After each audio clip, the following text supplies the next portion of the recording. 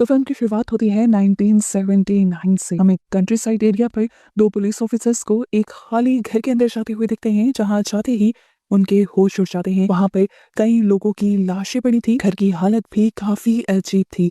यहीं पर एक पुलिस ऑफिसर को बेसमेंट की तरफ जाने का एक रास्ता भी दिखाई देता है, इसलिए वो दूसरे ऑफिसर को भी बुला लेता है। और जब ये लोग नीचे बेसमेंट में जाते हैं तो शॉक रह जाते हैं। इन्होंने ऐसा वहां क्या देखा था ये तो नहीं दिखाया जाता, पर सीन यहीं से कट होकर हमें 2 दिन पहले का सीन दिखाया जाता है। हम मैक्सिम नाम की एक मॉडल को देखते हैं जो कि सुपरस्टार बनना चाहती है।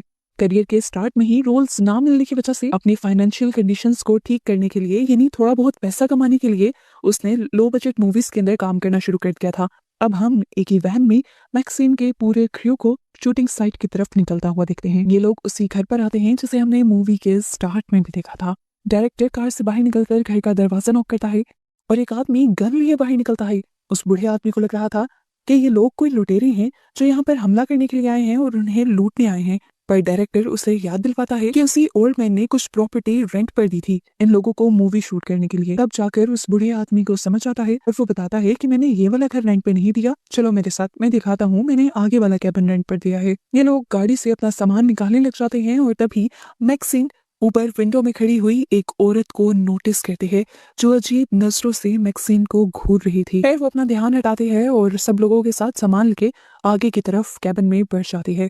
अब वो बूढ़ा आदमी भी मैक्सिम को देखकर अजीब सा रिएक्ट करता है, जैसे मैक्सिम का आना उसे यहाँ पसंद ना आया हो। और वो डायरेक्टर से कहता है कि इतने लोगों की यहाँ रहने की बात नहीं हुई थी। डायरेक्टर उसे थोड़े से और पैसे देकर मना लेता है और रिएक्ट ना करने को कहता है, जिस बात पर वो बूढ़ा आदमी उससे कहता है, ध्यान रखना, घर पर मेरी वाइफ भी रहती है और उसे ज्यादा शोर शराबा पसंद नहीं है।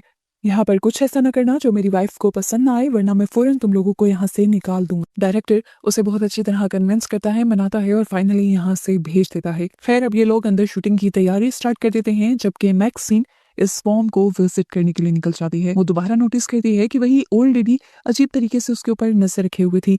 उसे थोड़ा अजीब सा लगता है उस औरत का इस तरह देखना, तो वह सोचती है कि क्यों ना वो उस औरत से मिलाए। वो उसके घर में जाती है तो देखती है कि घर की अंदर से हालत काफी ज्यादा खराब थी, जैसे ना किसी ने कभी इसकी सफाई की हो।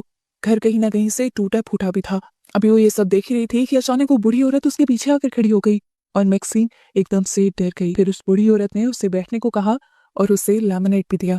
मैक्सिम को यहाँ बैठने से अच्छी फीलिंग नहीं आ रही थी, वो जल्दी यहाँ से जाना चाहती थी, पर यहाँ ये ओल्ड लेडी उसे अपनी कहानी सुनाना शुरू कर देती है और उसे बताती है कि मैं भी कभी तुम्हारी तरह एक मॉडल बनना चाहती थी, एक स्टार बनना चाहती थी, लेकिन अब मैं यहाँ पर आकर रह गई हूँ। मैंने तुम में अपने वाला जज्बा देखा है और मैं डरती हूँ कि तुम भी मेरी ही जैसी ना बन जाओ।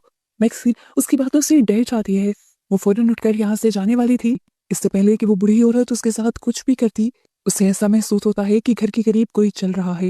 वो जानती थी कि ये उसके हस्बैंड ही होंगे, इसीलिए वो मैक्सिम से कहती है कि तुम घर के बैक डोर से निकलना, क्योंकि उसके हस्बैंड को किसी का भी यहाँ आना पसंद नहीं है। इधर शूटिंग की भी तैयारी मुकम्मल हो जाती है। ये लोग अब एक बार्न के अंदर शूटिंग करने लग जाते हैं और हमें दिखाया जाता है कि वो ओल्ड लेडी जो पहले भी मैक्सिम के ऊपर नजर रख रही थी और मैक्सिम की जगह पर अपने दिमाग में अपने आप को भी इमेजिन करने लगती है और उसे एक ही पल में वो सारे ख्वाब भी याद आ जाते हैं जो कभी उसने जवानी में देखे थे, एक बहुत बड़ी स्टार बनने के ख्वाब। अब क्योंकि जो लाइफ उसने चाही थी वो उसके सामने मैक्सिम जी रही थी, तो इस टाइम उसके चेहरे से मैक्सिम के लिए नफरत साफ झलक रही थी। शूटिंग वगैरह कर ये लोग अब कैबिन में रेस्ट करने के लिए बैठ जाते हैं और यहाँ लॉरेन जो इस फील्ड की थी ही नहीं, वो यहाँ लोगों से बातें करते हुए अपनी चेंज सोच सबको बताती है और कहती है कि मुझे ये सब ठीक नहीं लगता। किस तरह एक्ट्रेस अपनी फैमिली होते हुए, अपने पार्टनर होते हुए सिर्फ शूटिंग के लिए किसी और के करीब आ जाते हैं। उसकी बात पर डायरेक्टर उसे जवाब देता है कि शूटिंग के दौरान दो लोगों का करीब आना या एक दूसरे को किस कर देना, इसमें बिल्कुल भी कोई फीलिंग नहीं होती। ये सिर्फ हमारी एक्टिंग का एक हिस्सा होता है, हमारा काम होता है। हमारी फीलिंग्स, हमारी अटैचमेंट्स हमारे पार्टनर के साथ ही होती हैं। हम कभी भी अपनी जॉब्स और अपनी पर्सनल लाइफ्स को मिक्स नहीं करते।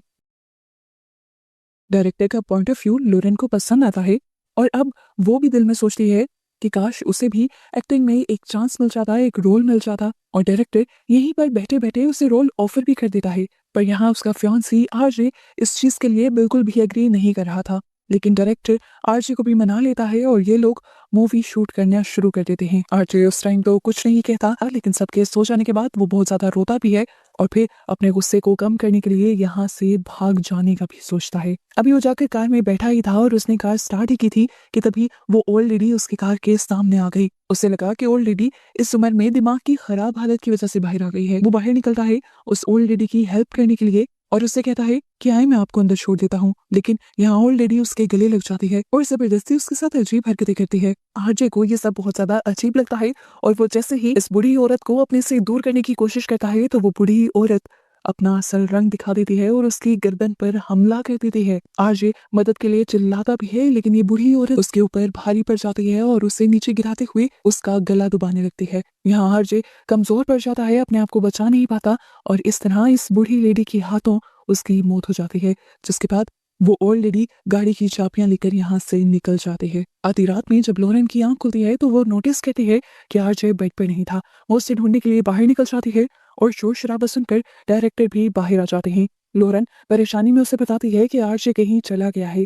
डायरेक्टर उसे हौसला देते हैं और कहते हैं अरे यहीं कहीं होगा, उसने कहाँ जाना है।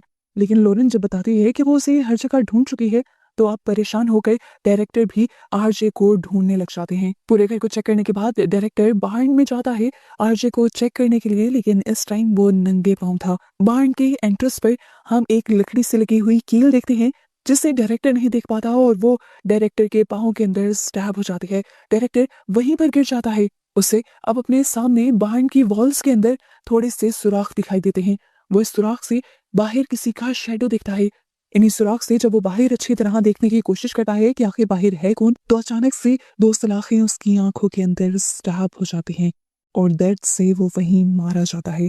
पता चलता है कि ये भी उस ओल्ड लेडी ने ही किया था। ये सब उसका प्लान था कि जो भी बाहर में चेक करने के लिए आएगा वो उसे मार देगी, इसीलिए वो कील भी उसी ने रखी थी। पूरा ट्रैप ही उसने लगाया था। इधर हमें दिखाया जाता है लोरेन जो अभी भी आरजे को ढूंढ रही थी, वो ढूंढते हुए उस ओल्ड लेडी के घर के पास भी आ जाते हैं जहाँ पर वो ओल्ड मैन भी उसे काफी घबराया हुआ दिखता है।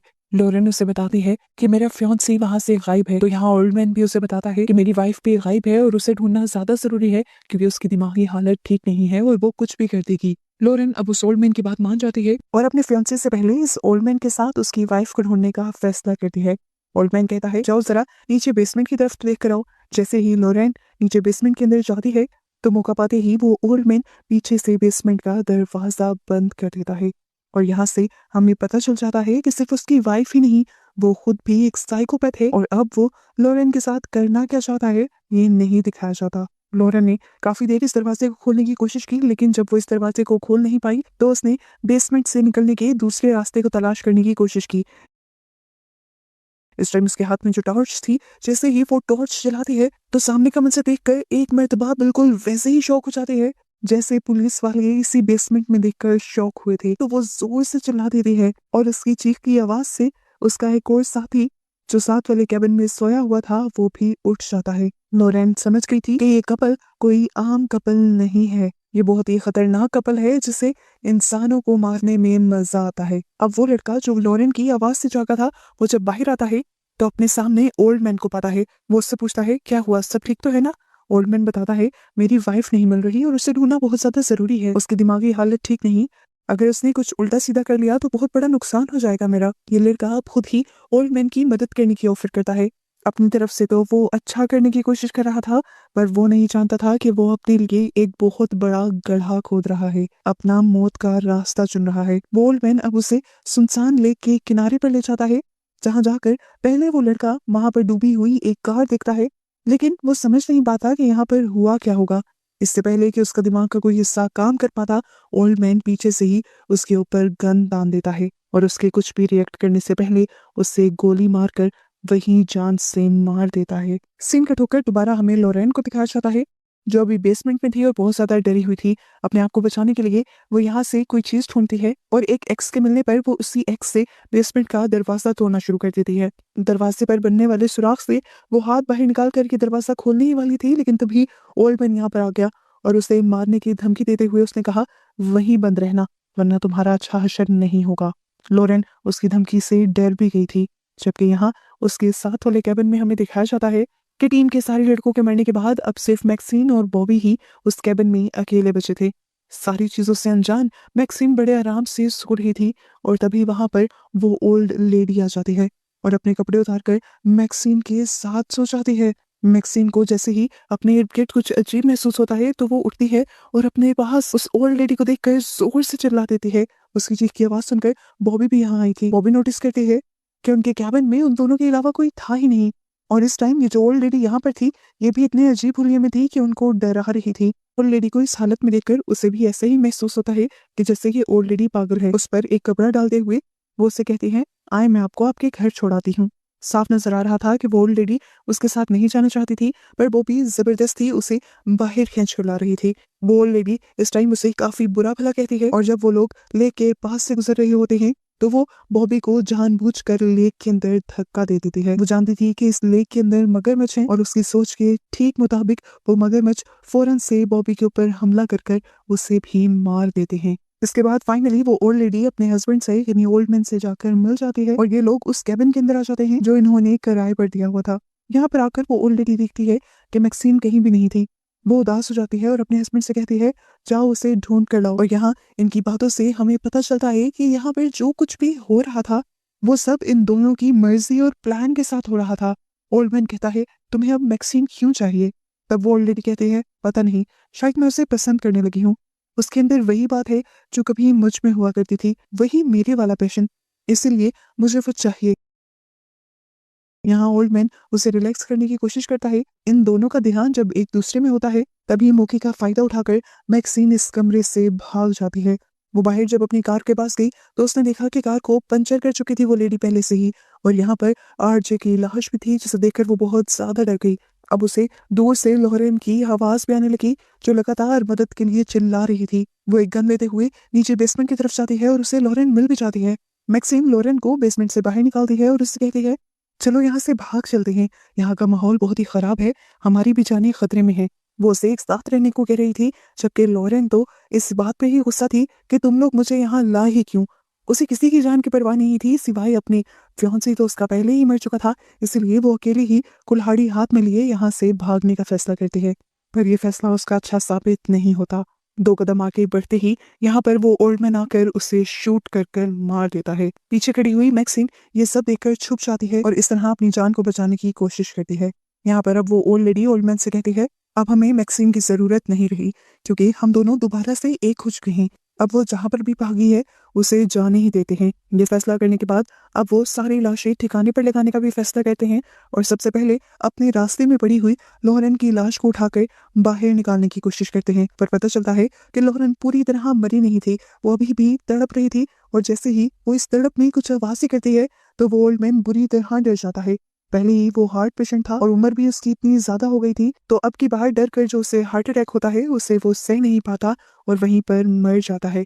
वो ओल्ड लेडी अपने हस्बैंड को मरा हुआ देखकर बहुत ज्यादा दुखी हो जाती है और मौके का फायदा उठाकर गन लेते हुए अब मैक्सिन बाहर निकलती है। गन पॉइंट पर वो इस ओल्ड लेडी से गाड़ी की चाबियां मांगती है और जब ओल्ड लेडी गाड़ी की चाबियां देने से मना करती है तो मैक्सिन उसे शूट करने की कोशिश करती है पर पता चलता है कि उसकी गन में तो गोलियां ही नहीं थी। ये देखकर ओल्ड लेडी अजीब तरीके से हंसती है और उसका मजाक भी उड़ाती है। वो कहती है, मैं जानती हूँ कि तुम क्या करती हो और क्या करना चाहती हो, तुम जो कर रही हो वो गलत है और इस रास्ते पर चलते चलते जो तुम करना चाहती हो वो तुम कभी नहीं कर पाओगी। असल में वो ऑलरेडी कहना चाह रही थी कि इतने छोटे छोटे काम कर तुम कभी स्टार नहीं बन पाओगी। ये सुनकर मैक्सिन को दोबारा से गुस्सा आ जाता है और वो चिल्लाती है कि मैं स्टार हूँ और स्टार बनकर रहूंगी, जल्द ही पूरी दुनिया ये बात जान जाएगी। उसका पैशन देखकर दोबारा इस ओल्ड लेडी को उससे जेलसी होने लगती है और वो यहाँ से अपने हस्बैंड की गन उठाकर उसे मारने की कोशिश करती है पर गन चलाते हुए ही गन की बैकलैश पावर से वो ओल्ड लेडी खुद ही जख्मी होकर वहीं पर गिर जाती है और मैक्सिन को तो खराज तक नहीं आती। उसकी ऐसी हालत देखकर मैक्सिन हंसने लग जाती है और फिर उसी की गाड़ी की चाबी लेकर उसी की गाड़ी में बैठ जाती है। उस ओल्ड लेडी को अब मैक्सिन पर और भी ज्यादा गुस्सा आ रहा था क्योंकि वो बचकर भागने वाली थी। वो पीछे से मैक्सिन को बहुत ही बुरा भला कहती है। मैक्सिन को भी गुस्सा आता है और वो उसके सर पर अपनी गाड़ी चढ़ा देती है और यहाँ से दूर निकल जाती है। सीन कट होकर हमें कई दिनों बाद का सीन दिखाया जाता है, वही सीन जो हमने मूवी के स्टार्ट में भी देखा था, जब 2 पुलिस ऑफिसर्स इस घर की तलाशी लेने के लिए आते हैं। उन्हें यहाँ आते ही लाशें मिली थी और बेसमेंट में भी एक आदमी की लटकी हुई लाश दिखाई दी थी और इसी सब को देखकर वो ज्यादा हैरान हुए थे। वो जब इस घर से इन्वेस्टिगेशन कर बाहर निकलने वाले होते हैं तो नोटिस करते हैं कि यहाँ पर एक टीवी भी चल रहा था। टीवी में एक पास्टर अपनी बेटी के बारे में बता रहा था जो एक सिनर बन चुकी थी, गुनाह करने लगी थी और इसका जिम्मेदार वो खुद को या अपनी बेटी को ठहराने के बजाय इस सोसाइटी को ठहरा रहा था जो सिर्फ अपनी एंजॉयमेंट और एंटरटेनमेंट के लिए बुरे कामों को बुरा समझना छोड़ चुके थे। यहाँ पर वो अपनी बेटी की तस्वीर भी दिखाता है और पता चलता है कि उसकी बेटी कोई और नहीं बल्कि मैक्सिन ही थी। और इस तरह बस इसी सब को दिखाते हुए ये मूवी यहाँ खत्म हो जाती है।